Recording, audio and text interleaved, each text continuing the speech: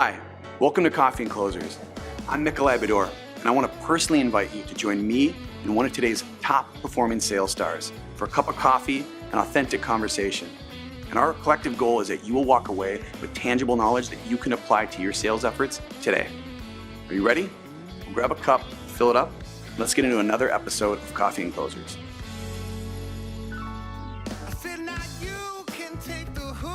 Welcome to Coffee and Closers. Put your hands together for yourselves for being right here, right now. Who wants to learn how to sell better today?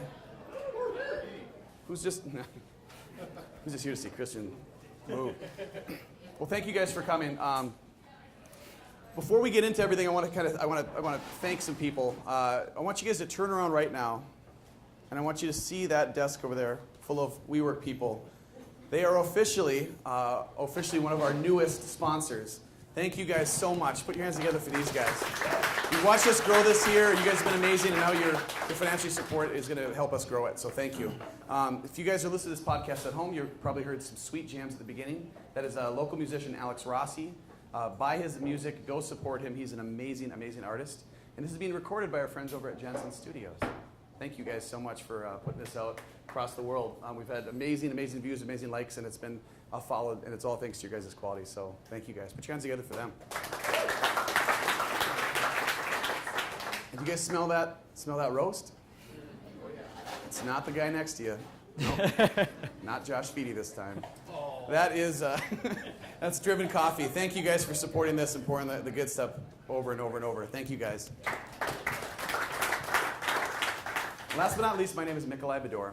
When I'm not here, I run a revenue growth agency called the Bedore Business Group with an amazing, amazing team. What we do is we help build and train high-growth sales teams. So if that sounds interesting, come see me afterwards, or check us out at bedorebusinessgroup.com. With what we do, we get a chance to chance to meet sales elite, and the guy that I'm about to introduce to you is absolutely no exception. So when he got into sales, his first go at sales, and 24 quarters after that, straight, he blew out his quota at some of the hardest sales environments, Concur and Oracle. That's unheard of. Which is why Workday, when they were just getting their climb, when people were starting to think about taking HR to the cloud, they hired this guy. Why? Because he made it rain $17 million all over the place and took Workday to where they are. Which is why he is at $4 million at his current gig right now. They snapped him out too. We're going to learn a lot from this guy. Please put your hands together for Christian Mihelich. Thanks, brother. All right, so I was kind of winging that intro. What did I miss? Not much. So basically, I started in sales back in 2007, and my intention really was never to go into sales. I graduated with a marketing degree and went back to, I don't think the mic's on. Can we get a mic check on this one? This isn't being recorded, right? I know it is. I see you, Jake. Went back for my MBA back in 2006. And when I did that, I stumbled upon a sales leader from Oracle named Justin Van Cleek. Some of you may or may not know him.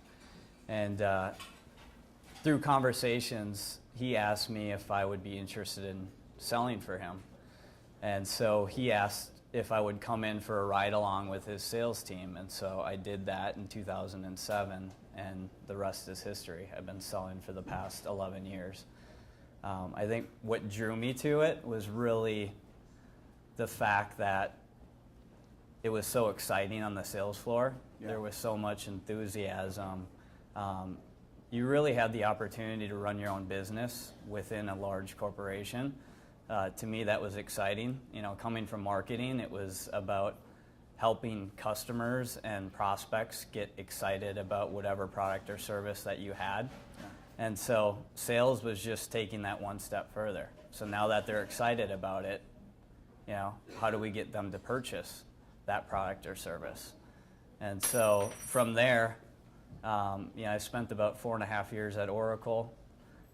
Had some success there and decided to go into field sales at Concur.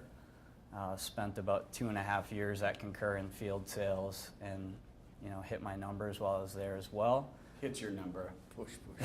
Crushed your number. And then had the opportunity to go to Workday. Workday at that time was just getting started, and they started up a Minneapolis office here and had the opportunity to join that office. I think there was roughly 10 of us in that office at that point. There's probably 100 today, just because of the explosive growth that Workday has had. But it's been a ride. It's been fun. It's been exciting. It's always been changing.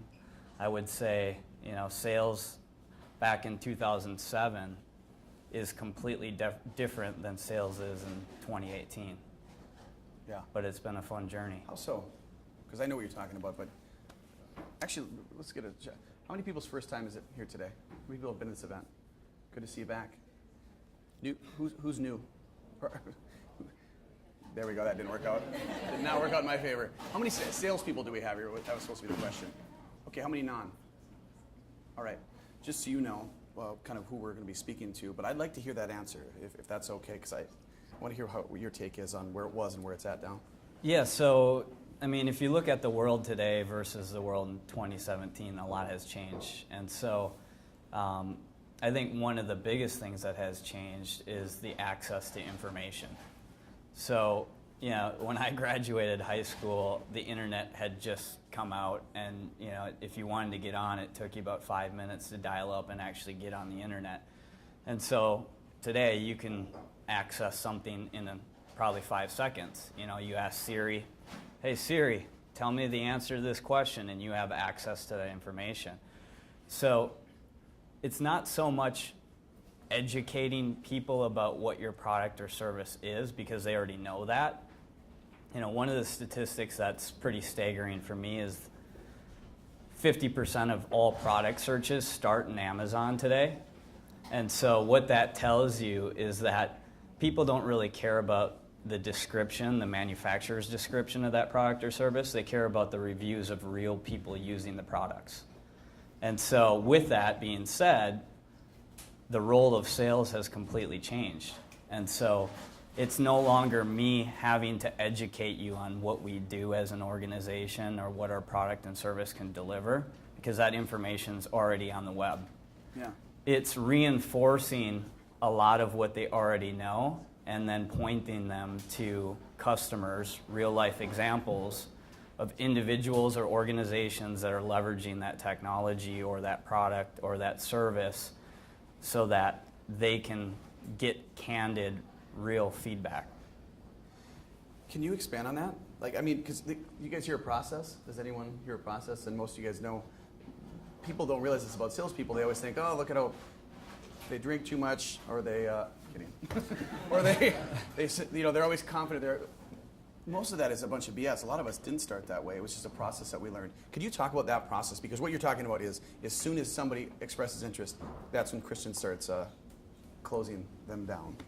Well, it really starts with qualification, right? And so, at Workday, we used to call it a point of view. So you come with a point of view. A point of view is you've done your research, you know who the organization or the individual that you're dealing with is all about.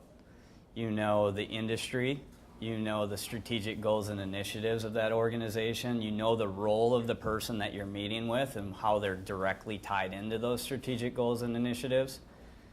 And then from there, you're developing a point of view, which is ultimately saying, now that I know all of these things, how can I help solve problems for you? How can I help solve pain? How can I help open up opportunities for you based on whatever product or service that I have? The majority of that first conversation, I'm listening 85, 90% of the time with open-ended questions that I'm asking to try to gather information about, here's what I know, am I on target with that, or is there something that I'm missing? Help me understand. I'm asking questions so that they can help me understand the current situation that they're in and the situation that their organization is in. Furthermore, I want to understand where they want to go as an organization moving forward. So it's not about just current state, it's about future state. And then, how do you help fill in the gap? Well, I don't want to break from this because this is a good path, but failure, right? I think we learn the most when we get knocked down and we get back up again. And I wrote a song about it. I'm kidding, that was not me. But I'd love to hear a little bit about your failure. You know, a time that you faced a challenge, you bombed, because you've had a lot of success, right? But there's got to be something that stuck out that probably motivated that success. Has anyone here, any of the rest of us ever failed? All right. Allison, being married to me is not a failure, no matter what they tell you. Yeah, so we can all relate with different failure. Everyone's learned from different things, and I'd love to hear a man who's had your success talk about a failure that taught you something. Yeah, if you're not good with failure, sales is probably not the path for you, because failure is one of the constants in sales, and so it's not really about the times that you're succeeding and everything's going well. It's really about what you do in those times of failure. You know, in ERP, the sales cycles can be 12 to 18 months, and so you're working these deals for a very long time, and the reality is you don't win them all. So you just spent the last year to year and a half with a lot of time, a lot of effort, a lot of resources, and then they tell you that they're either going to do nothing or they're going to go with one of your competitors. And I've heard that answer multiple times after investing that amount of time with folks. And I think the lesson learned from that is, A, you're going to fail, so you shouldn't expect it, but you should know that it's going to come and it shouldn't be a surprise, right? It's one thing to expect it, it's another thing if it's a surprise. And so don't be surprised if you fail or you don't win a deal, because it's going to happen. No one goes 100%. It just doesn't happen. And if they say they're 100%, they're lying. And so, you know, with that, lesson learned, you know, failure is a constant, and who you become as a salesperson and as an individual, your character and who you are, is determined on what you do during those times of failure. You know, it's you know, walking from failure to failure with the same enthusiasm that you had before. You know, that's what it's all about. And if you can't do that, you're going to have a difficult time being a salesperson. And so, pick yourself up, dust yourself off. Don't take it personally. You know, it's hard not to take it personally when you just spent 18 months of your life with a prospect. But take responsibility for the variables that you had control over. That you can do. You don't have to take it personally, though. You know, taking responsibility for the variables that are within your realm of control, absolutely. But don't take it personally. And then learn from that and move on. I love it. And I do want to dig into kind of those qualifications that you probably learned along the way to kind of sniff out this is going to be a problem early. I want to get into that, but I kind of want to transition. So we've been talking a lot about your sales success. So 24 quarters in a row hitting quota at some of the toughest places ever. Then going to Workday when no one wanted to take their financials and HR and whatnot to the cloud. You probably remember this, Victoria. No one wanted to do that. And you, $17 million later, you know. But all that time, he was a 7-time nationally ranked marathon runner. Did anyone know that? Like at Boston, New York, some of the biggest in the country, and your average mile was 2 hours, 36 minutes. Like, is anyone here, any runners in the room? I should probably, that's 5.5 minute miles. Like, I was an all-state runner when I was 17 years old. A little bit better shape than I am now. 5.5 minutes, I don't think I could walk up the stairs in 5.5 minutes. Like, how did you do that for 26 miles?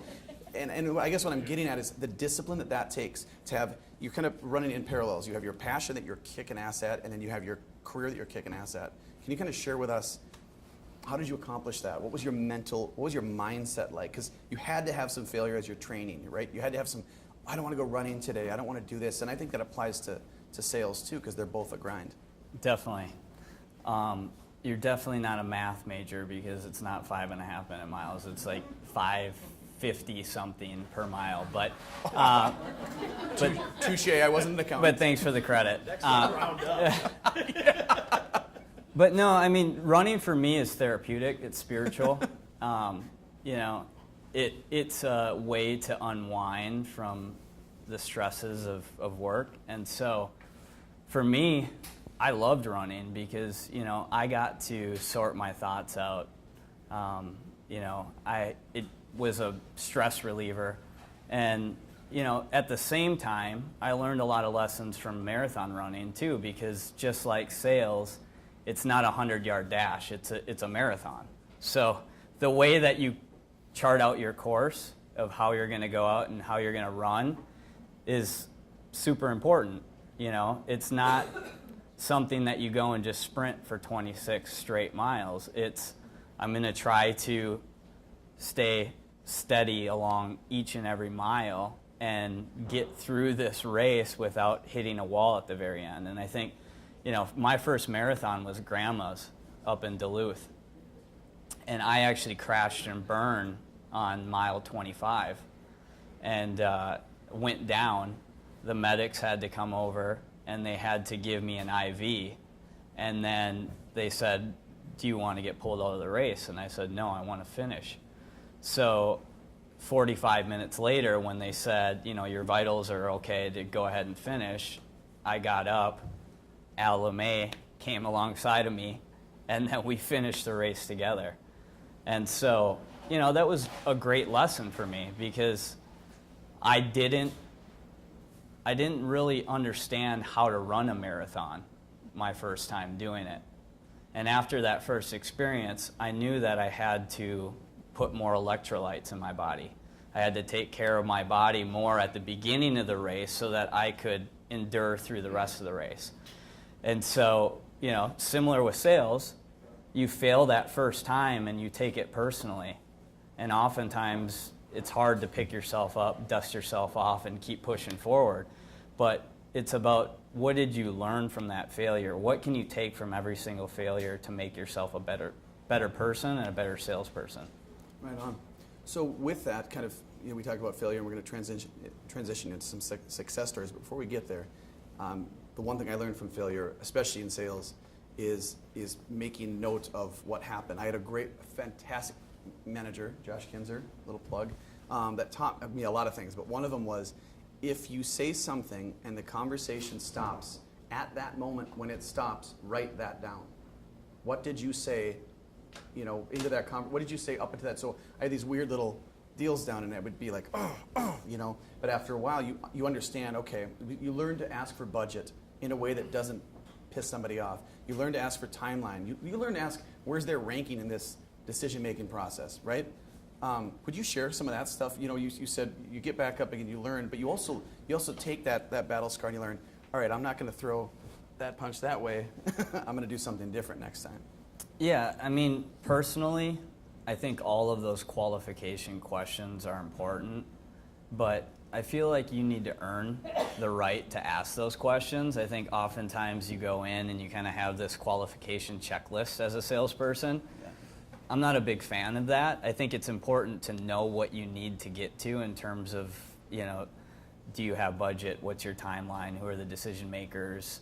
Yeah. That stuff's important, absolutely. But timing is everything. And if they're not ready for those questions and you just throw them at them, all of a sudden this wall goes up and you're not going to get anything out of them at that point. So earn the right to ask those questions, build a relationship before you start probing. Yeah. Again, they're already coming up with their defenses because you're in sales out of the gates. Amen. So why would you add any more to that to have their defenses go up even further? It's already a wall to climb over. Mm-hmm. Don't make it a tower. Right on. Good one. Speaking of timing, we had this in our kind of prep call. So I don't know if anyone likes to swing trade, day trade, or I do. So I always kind of watch trends. Your trend following has been that of a legend. You've always been right there before the takeoff. So you were at Concur around the Sunshine Act, and the Sunshine Act is when everyone had to button down on travel and expense. You were there for that. Actually, you were at Oracle prior with the healthcare kind of boom. Then you got into Workday right when people were about to take their HR to the cloud. Can you describe to us, because there's some salespeople in here, but there's also just opportunists, right? There's some founders in here that are probably thinking, how do I capitalize on the moments that I have, and how do I read the situation so that I can propel success as soon as possible? You know all about this, Josh. Do you have any any tips on how you kept being there right before the blast? Yeah, I mean, for me, looking at the business world, trends are somewhat easy to spot, and the reason I say that is because the consumer world is so far ahead of the business world that all you really have to do is look at consumer organizations. So, I mean, Amazon, Google, Facebook, all of these organizations are light years ahead of the business world. And so a lot of the trends, a lot of the problems, and a lot of the opportunities that they're going after, the business world's going to follow. Yeah. And so, as you look at what are some of those problems, what are some of those opportunities, like, I look at my personal life, and the tools and the technology and the resources that I have disposal to are so much better than when I go to work, and the technology and the tools and resources that I utilize there, right? So why is that? Most of the tools and resources that I use in my personal life are free for the most part. They might cost a few dollars, per month, something like that, like Netflix.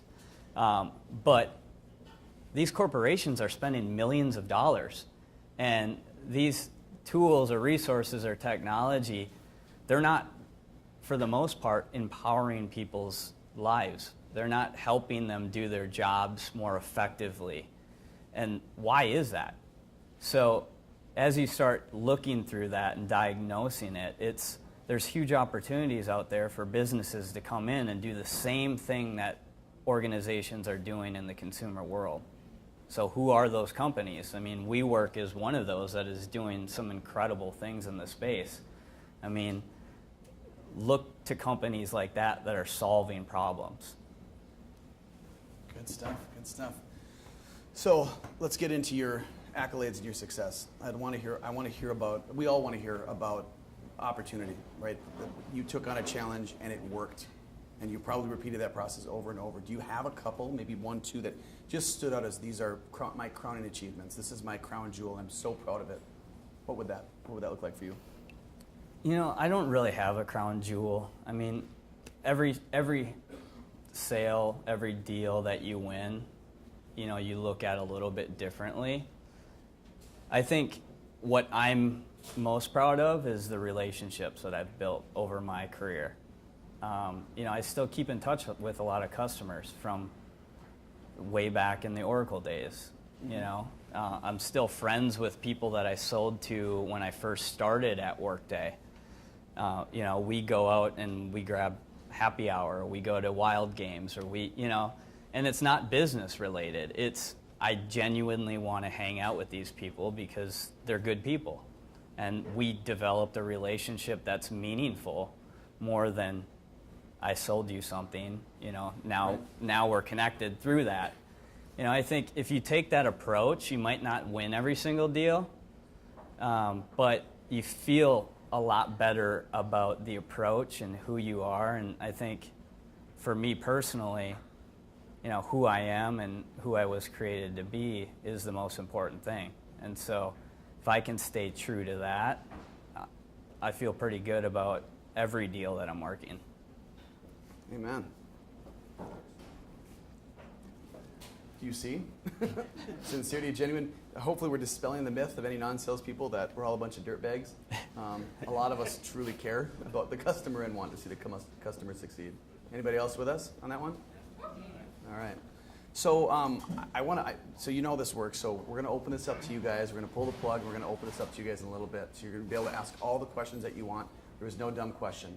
But I just have 1.5 more. There's my math for you. I've never been an accountant in my life. Talk to us about inspirations. You're an inspirational guy. We have connected offline many times. You were there the night I met my wife. You've been an inspiration for me. I'd love to share that part of you with these other folks. Where do you find your inspiration? Books, sources, tools. So let's kind of start personally, and then maybe we'll end with professionally, and then we'll open it up for Q&A. Yeah? Absolutely, yeah. So personally, I mean, my faith is my inspiration. My personal relationship with God. And that drives me every single day. So be who you are, be who you were created to be, and things are going to work out the way that they should. From a professional standpoint, guys like Simon Sinek, I don't know if you're familiar with the name. Yes, I love him. But Start With Why. There's another book that he has out, The Infinite Game. And I really love the concept of that because it's really about looking at organizations that approach things from a finite perspective, which is, we have to win the battle. So they look at every quarter, for example, if you're a public organization, as a battle. We have to hit our quarterly results. And if we don't, we lost the battle. Well, the infinite game is looking at the bigger picture. It's looking at the life of the organization versus the quarterly results of the organization. And so how do we set ourselves up for long-term success? It's not about chasing revenue each and every quarter. It's about establishing a culture and empowering our people to reach the long-term goals and objectives of the organizations and surviving for as long as they possibly can the business that they're in. Awesome. I've never heard of that. Have you guys? Yeah? I'm going to definitely check that out. What else? And any other? You mentioned tools and stuff. We always want to leave these guys with some tools, books. I'm going to check that one out. What else? Yeah, I mean, when I start interacting with organizations, one of the things that I do is I'll set up Google News alerts for that company. I want to understand exactly what they're experiencing as an organization, because I think one of the things that's super important as a salesperson, like I talked about, they already have access to a lot of information. So how can you add value as a salesperson? You can understand their business, you can understand where they are, where they're headed, who the individuals are, what their roles and responsibilities are, how they're tied into strategic goals and initiatives within the organization. And then from there, it's all about adding value. Now that I understand, how do I add value? And value typically comes in two forms. It's helping them solve a problem or helping them take advantage of an opportunity. I would say pain is much more effective in terms of selling to, because opportunities are kind of like rainbows, unicorns, and treasure chests. They're fun to talk about, but a lot of the times, for us, our predecessors unfortunately did a lot of over-promising and under-delivering. So talking about the opportunities and what's available, it's fun to do, but it's really difficult to achieve. And so solving pain, you can do that. That's easier to do. It's quantifiable. Exactly. And so, even talking about ROI nowadays is kind of, it's not effective anymore, because people look at it as a sales tactic. What's more important is not so much the return on investment, even though the CFO probably cares about that, but syncing them up with references that say, yeah, they did exactly what they told us they were going to do. And here are the results that we're seeing from that. Here are the measurable metrics that we're able to bring to the table based on where we were and where we are now after we partnered with this organization. That's great. I could sit here and keep him from you guys all day long, but I won't. So last but not least, is there any other knowledge, just any inspiration, parting words you want to tell these guys before we pull the plug and our at-home listeners don't get to hear you anymore? No, I say we open it up for Q&A. Open it up? Well, thank you so much, brother. Let's put our hands together for Christian. Thank you. All right, so what do we think? What'd you learn? Well, if you like that, check out coffeeclosers.com for upcoming episodes, recordings, and more. And don't forget to check out our sponsors. Each one has been hand-selected. They're best in class. Until next time, we'll see you at the next Coffee and Closers. Cheers. Say live, come on live a life we love. Gotta live, I said live a life we love.